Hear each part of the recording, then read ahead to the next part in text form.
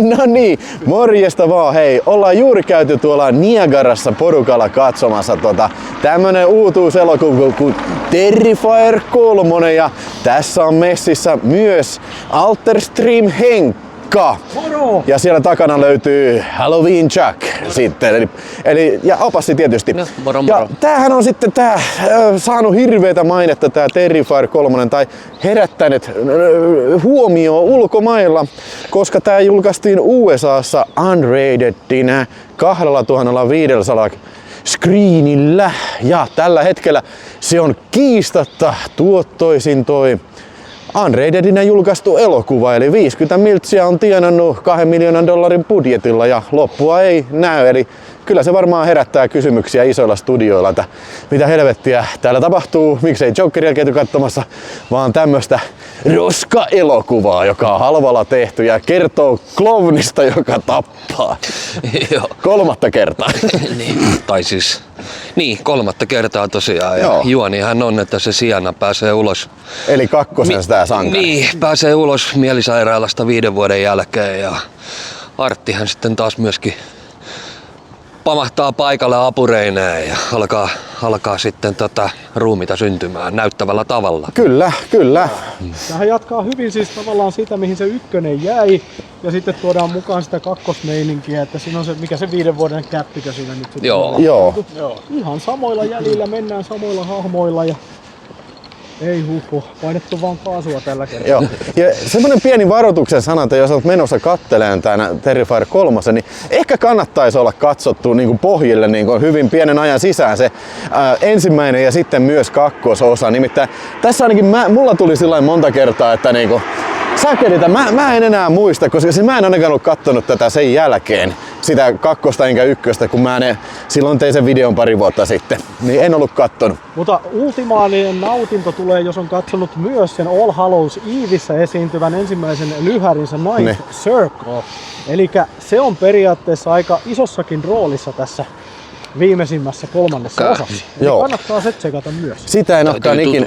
Täytyy tutustua. En ole ikinä nähnyt, mutta siis se elokuvan suolahan tässä on todellakin nämä graafiset tapot, joita on hyvin paljon sitten heti alusta lähtien. Eli perhe tapetaan ensin ja sitten siirrytäänkin sitten nykypäivään, jossa Art the Clown herää sieltä. Mä en tiedä mikä se talo edes oli. Oliko se mikä oli 2. lopussa sitten vai 1. lopussa se talo? Siis se oli mun mielestä se oli se 1. talo. Niin, okay. niin. Joo, mutta siis se heräilee sieltä sitten ja pari huoltomiestä lähtee siinä. Niin lähtee.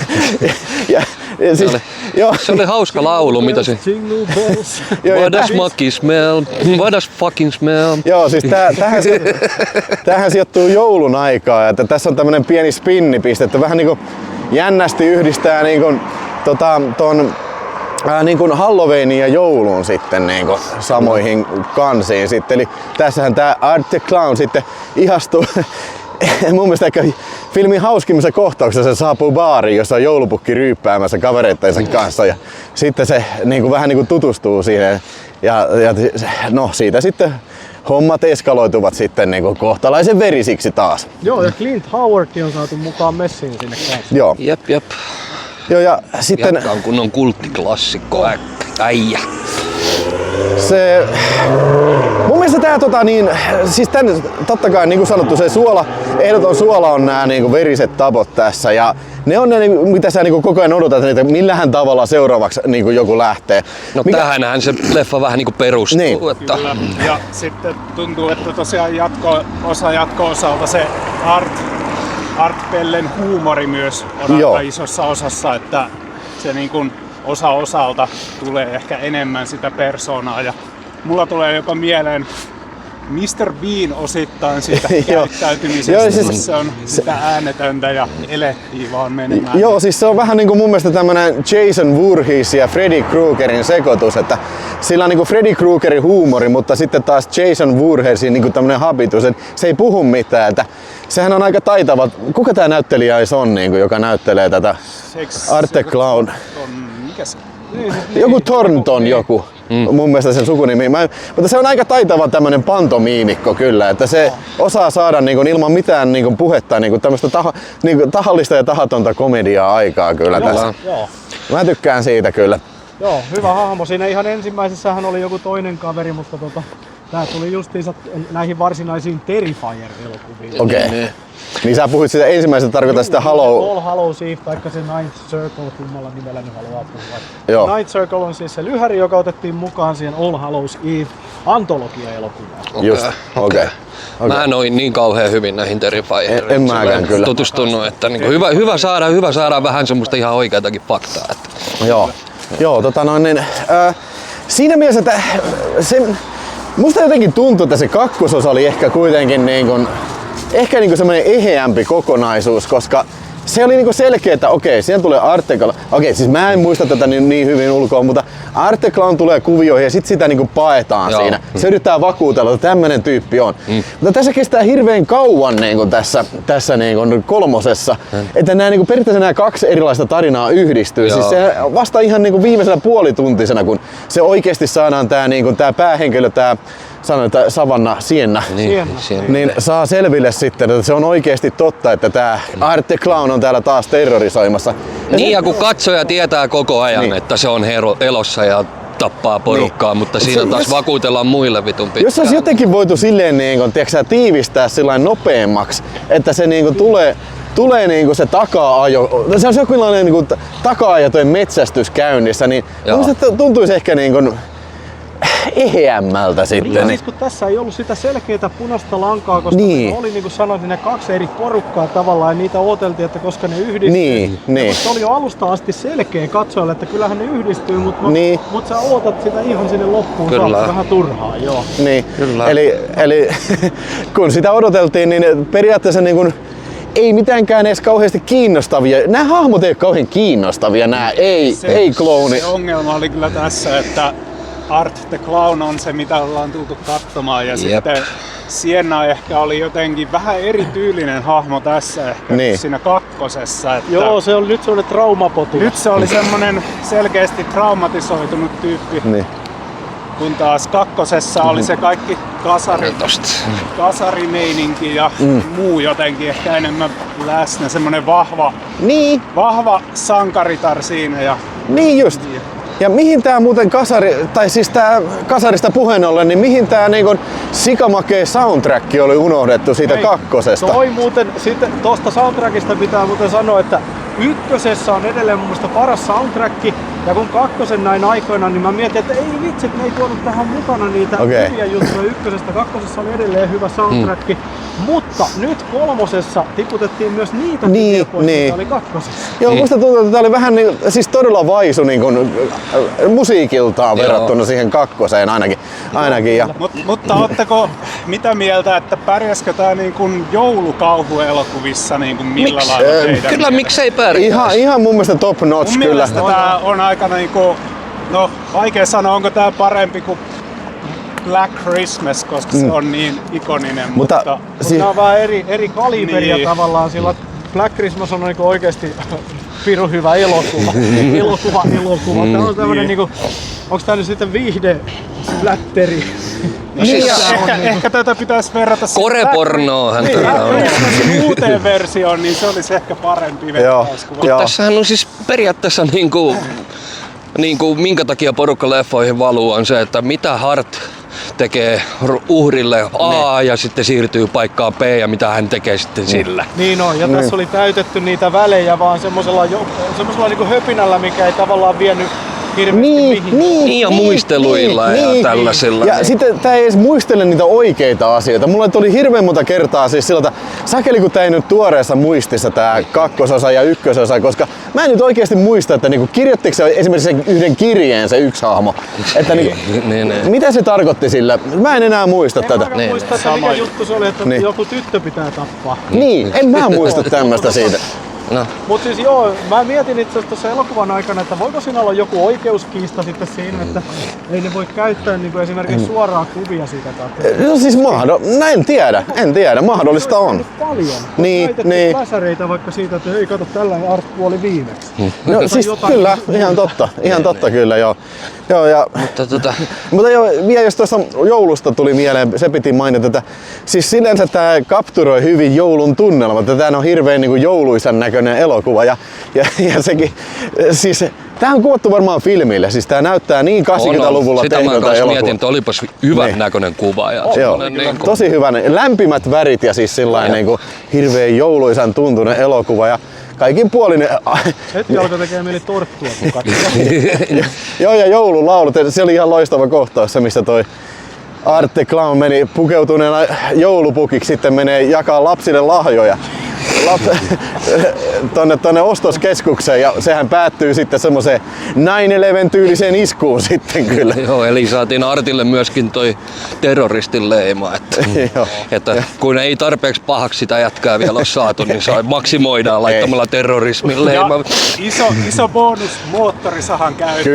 Kyllä. Aina niin kuin iso peukku. Joo, tästä voidaan päästä Tässä oli parikin kohtaa. Aasin sillalla silleen, että mikä teidän suosikki tappokohtaus tässä oli? Kyllä se moottori sahaa perseeseen, veri lentää taivaaseen. Siinä oli tuli niinku ihan suoraan Joo. niinku sitten limitetin sanat ulos. Että Suihkukohtaus oli kovin. Kyllä mä tykkäsin, tai eniten oli semmonen, että vittu teki pahaa oli se, kun se tunki sen lasinsirun pipariinsa ja Niin. alkoi sillä vatkaa. Niin siis joo, manajakohtaus. Niin. Joo. Mutta siis joo, mä oon samalla linjalla tossa, että niinku se moottorisahakohtaukset oli oikeastaan kaikki ihan loistavaa kamaa.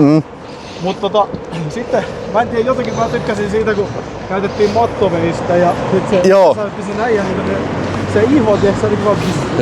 Joo, se oli siisti. Joo, Oli kyllä silläkin. mun piti se kans mainita, että mattoveitteellä niinku nahka pois naamasta, niin se oli aika cool kyllä. Mutta siis on tää täynnä kaikkea tämmöisiä iljettäviä ideoita. Esimerkiksi se just sitä, kun jäädytetään se yksi äijä, niin se niinku rikkoo vasaralla sen niinku jäätyneet kädet.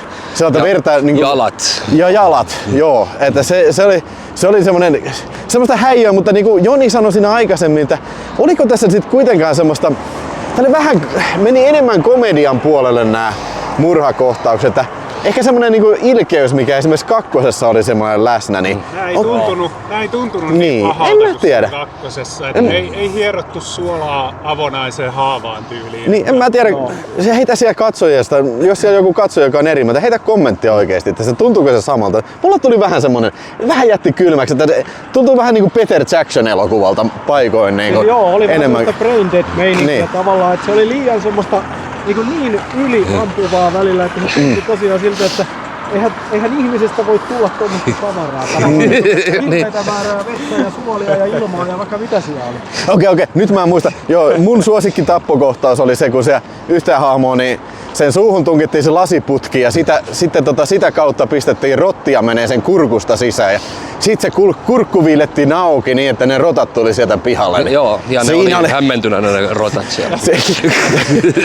Siinä oli meidän tekemisen meininkiä kyllä. Puristeli turkkia. Joo, ne oli sillä, että no voi ihan vittu mihin jouduin. Joo. Kyllä, näin se oli. Joo. Mutta kuten tapoihin kuuluu, niin jotain tähtiähän tästä pitäisi Niin, alkaa lyömään. heitetään Niin tähtiä. meikäläiseltä tulee 3,5 kappaletta. Joo. Ja aika solit sellainen, että Joo. Kore oli kyllä vitun ilkeetä. Se oli ilkeetä.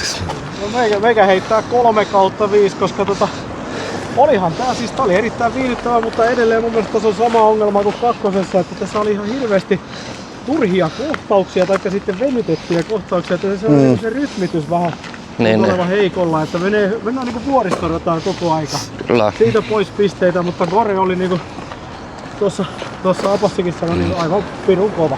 Joo, entäs Joni sieltä? No, oikeastaan voisin antaa 4 tähteä tälle. Se kuulostaa aika kovalta, mutta tälleen kun mä mietin näitä kauhujouluelokuvia, niin kyllä tää sinne niin kärkikastiin helposti menee mulla. Että... Joo. Vaikea ala kyllä. Mutta tykkäsin kakkosesta enemmän kuin tästä. Joo. Jouluelokuvat on vaikeita, jos kauhua vielä yrittää. Niin, totta. Ennen kuin mä heitän vielä arvosanan, niin pitää kommentoida, että hyvä, että Henkka pääsi tähän, koska tää piti olla seis tai mamma arvostelee arvosteltu. Mamma olisi tullut katteleen tätä. Ehkä mä saan toisella videolla sitten äitetä kommentit, että mitä se tykkää Art the Clownin sekoilusta sitten, mutta siitä odotansa, niin mä heitän arvosanaksi. Kyllä mä napasin kanssa samalla linjalla.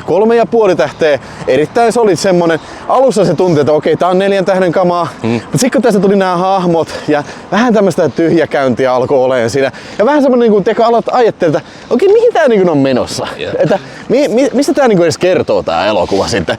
Että niin kun, jos ne vittis tehdä sitten joku vaikka spin-offi, semmonen niin kun, spin-off siitä, mitä Art the Clown tekee.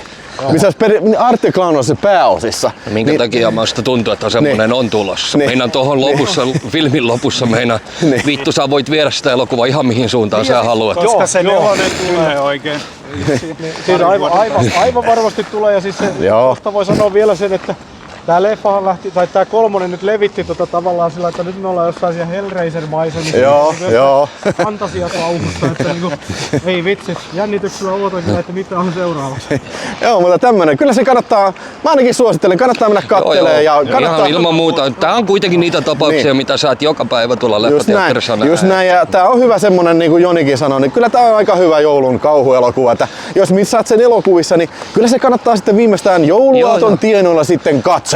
Otat kuule mamman kainaloon ja viet sen elokuviin kuule romanttiselle illalliselle. Kyllä. Joululahja vinkkinä, Ville, itse asiassa sä voisit pommata tuolta Australian puolelta semmosen pienen laatikon sun mammalle joululahja. Tilasitko sä se? Oon mä tilannut sen, mutta se ei sun mammalle tule. No niin, siinä kuulitte. Tilatkaa myös Alterstream-kanava ja se on tältä erää sitten. Meikäläiset kuittaa. Kiitoksia, että katsoit. Moi. Moro.